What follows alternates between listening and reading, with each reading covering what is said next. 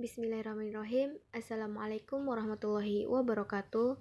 Kami dari kelompok 1 beranggotakan Rian Wulandari, Balkis Amelia Ashifa, Citra Dewi Retnosari, Jainal Fanani, dan Ahmad Jailani.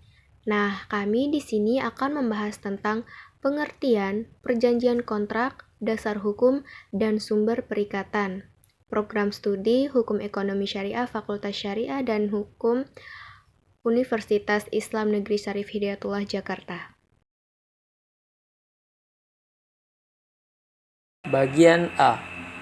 Pengertian perikatan dan perjanjian. Perikatan merupakan hubungan hukum antara dua belah pihak. Berdasarkan pihak yang berkewajiban untuk memenuhi tuntutan itu, sedangkan perjanjian merupakan peristiwa di mana seseorang berjanji kepada seorang lain atau di mana dua orang itu saling berjanji untuk melakukan suatu hal. Adapun hubungan antara perikatan dan perjanjian ialah bahwa perjanjian itu menerbitkan perikatan.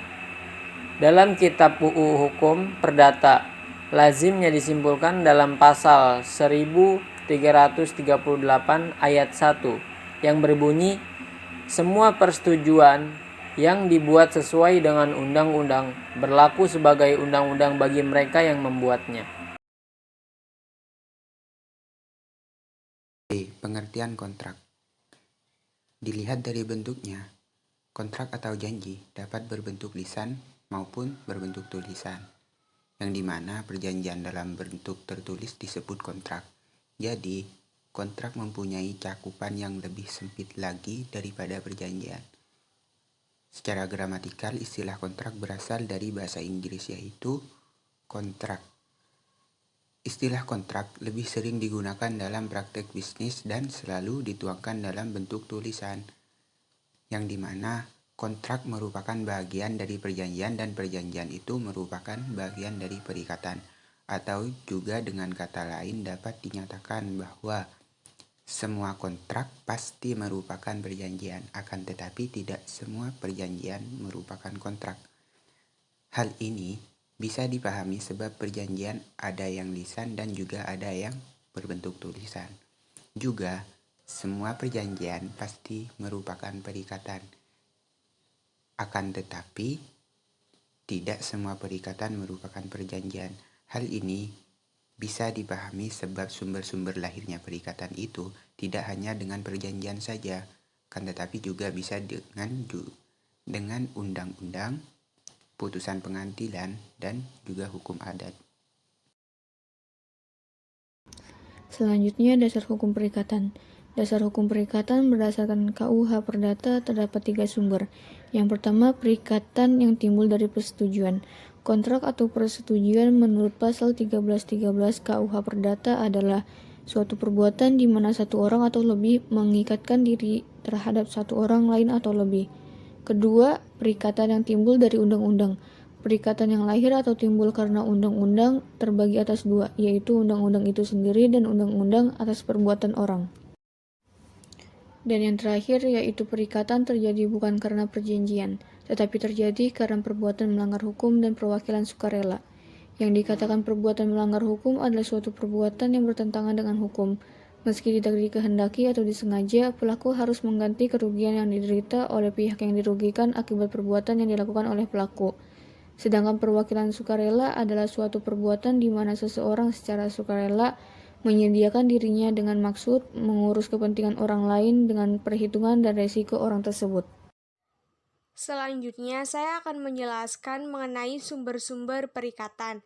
Sumber-sumber sebagai sebab-sebab perikatan di Indonesia ada 2, yaitu perjanjian dan undang-undang. Hal ini sebagaimana ditegaskan dalam pasal 1233 KUH Perdata yang berbunyi, tiap-tiap perikatan dilahirkan baik karena persetujuan atau perjanjian maupun karena undang-undang. Yang pertama, perjanjian. Perjanjian merupakan bagian dari perikatan atau dapat dikatakan perjanjian merupakan salah satu dari sumber perikatan. Jika melihat dari pengertian perjanjian tersebut, maka bisa kita lihat unsur-unsur pembentuk perjanjian itu ada 5 hal, yaitu perbuatan hukum, kesepakatan atau konsensus, objek perjanjian, para pihak, dan akibat hukum. Lalu sumber perikatan yang kedua adalah undang-undang. Berdasarkan pasal 1352 KUH Perdata, perikatan yang lahir karena undang-undang itu timbul karena 2 hal. Yang pertama, karena undang-undang semata yang biasanya dapat kita jumpai dalam hukum keluarga, yaitu mengenai hubungan orang tua dan anak, dan hukum pekarangan tetangga yang hidup berdampingan.